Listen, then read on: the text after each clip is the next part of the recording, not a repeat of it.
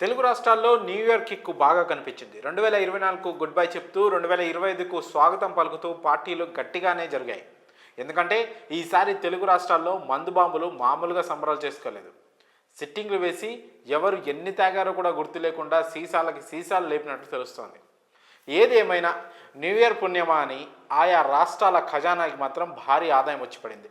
వాస్తవానికి క్రిస్మస్ ముందు రోజు నుంచి తెలుగు రాష్ట్రాల్లో సంబరాలు మొదలయ్యాయి. ఆ సంబరాల కంటిన్యూ అవుతూ సంక్రాంతి ముగిసే వరకు కనిపిస్తాయి. అయితే ఆంధ్రప్రదేశ్లో డిసెంబర్ 31వ తేదీన ఒక్కరోజే రాష్ట్ర వ్యాప్తంగా మందుబాబులు దాదాపు 200 కోట్ల విలువైన మద్యాన్ని స్వాహా చేసినట్టు సమాచారం. డిసెంబర్ 30, 31 తేదీలలో 331.85 కోట్ల విలువైన మద్యాన్ని డిపోల నుంచి వైన్ షాపులకు సప్లై చేశారు. 31వ తేదీ ఒక్కరోజే 2.50 లక్షల IML కేసులు, 75,000 బీర్ కేసులు విక్రయం జరిగినట్టు తెలుస్తోంది. అంటే 60 లక్షల లిక్కర్ బాటిల్స్, 18 లక్షల బీర్లు ఖాళీ చేసేశారు. వీటి విలువ 200 కోట్లు ఉంటుందని అంచనా. గతేడాది 1,500 కోట్ల విలువైన మద్యం కొనుగోలు జరిగితే ఈసారి అందుకు అదనంగా మరో 200 కోట్లు కలుపుకొని మొత్తంగా 1,700 కోట్ల విలువైన మద్యం విక్రయాలు కేవలం 7 రోజుల్లోనే జరిగాయి. మరోవైపు మద్యం షాపుల యాజమాన్యానికి ఏపీ సర్కార్ గుడ్ న్యూస్ చెప్పింది.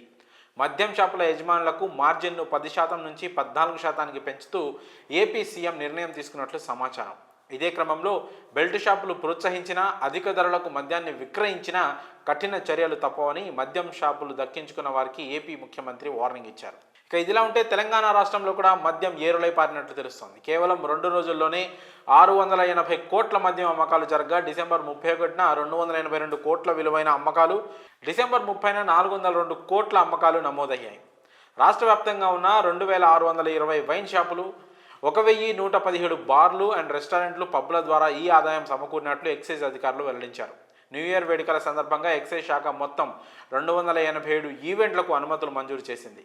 ఈ అనుమతుల ద్వారా 56.46 లక్షల ఆదాయం వచ్చినట్లు అధికారులు తెలిపారు. ఇందులో హైదరాబాద్, రంగారెడ్డి జిల్లాల్లో 243 అనుమతులు, మిగిలిన జిల్లాల్లో 44 అనుమతులు ఇచ్చారు.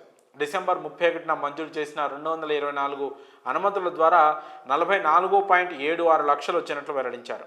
ఈ సందర్భంగా ఎక్సైజ్ శాఖ మద్యం అమ్మకాల పర్యవేక్షణతో పాటు అక్రమ కార్యకలాపాలను అడ్డుకుంటూ ఆదాయానికి గండి పడకుండా తగు జాగ్రత్తలు తీసుకుంది. డిసెంబర్ నెలాఖరున 28 నుంచి 31 వరకు 4 రోజుల్లోనే ప్రజలు ఏకంగా 926 కోట్ల విలువైన మద్యం తాగేశారు. ఈ మేరకు డిసెంబర్ నెల మద్యం అమ్మకాల వివరాలను బుధవారం తెలంగాణ ఎక్సైజ్ శాఖ అధికారులు వెల్లడించారు. ఈ వివరాల ప్రకారం ఒక్క డిసెంబర్ నెలలోనే సుమారు 4,000 కోట్ల విలువైన మద్యం అమ్ముడుపోయిందని తేలింది. మరి ఈ మద్యం అమ్మకాల విషయంపై మీ అభిప్రాయాన్ని కామెంట్స్ రూపంలో తెలియజేయండి.